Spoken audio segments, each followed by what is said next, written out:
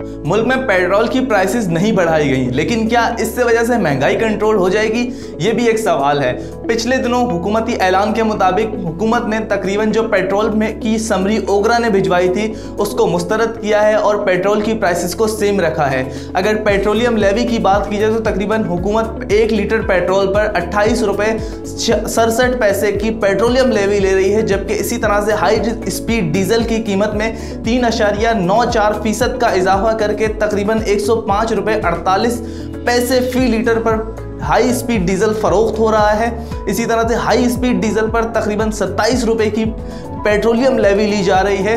Petroleum levy होती ये चीज़ है कि हुकूमत पेट्रोल ख़रीदती है किसी भी बायर से, किसी भी इंटरनेशनल मार्केट से, और वो उसके बाद हुकूमत के पास आता है, उसमें ड्यूटीज़ लगती हैं जो एंड यूज़र को मिलता है, जो कि जिस तरह से हमें मिल रहा है तकरीबन 101 रुपये या 100 रुपये का पेट्रोल, उसकी जो एंड यूज़र को कीमत मिल रही होती है उसके अंदर से हुकूमत लाने, उसके बाद डिस्ट्रीब्यूट करने और तमाम एक्सपेंसेस निकालने के बाद एक कीमत फिक्स कर दी है, उसे कहते हैं पेट्रोलियम लेवी। ये इसी तरह से है कि फूड पांडा के ज़रिए अगर आप डिलीवरी करवाते हैं तो उसमें जो डिलीवरी चार्जेस होते हैं ये वही डिलीवरी चार्जेस हैं जो कि हुकूमत चार्ज कर रही होती है। और पिछले दिनों हमने देखा था हुकूमत ने तकरीबन पेंडेमिक के अंदर 44 रुपये तक की पेट्रोलियम लेवी चार्ज की थी। इसी तरह से हुकूमत ने पिछले माह एलपीजी की प्राइसेस में 9 रुपये 66 पैसे का इजाफा किया था, जिसकी वजह से हमने देखा था कि काफ़ी तेज़ी से लोगों के पास गैस अवेलेबल होना स्टार्ट हो गई थी, क्योंकि इसकी भी यही वजह है कि जब कीमतें नीचे आती हैं तो हमारे यहाँ चीज़ें गायब कर दी जाती हैं। पिछले दिनों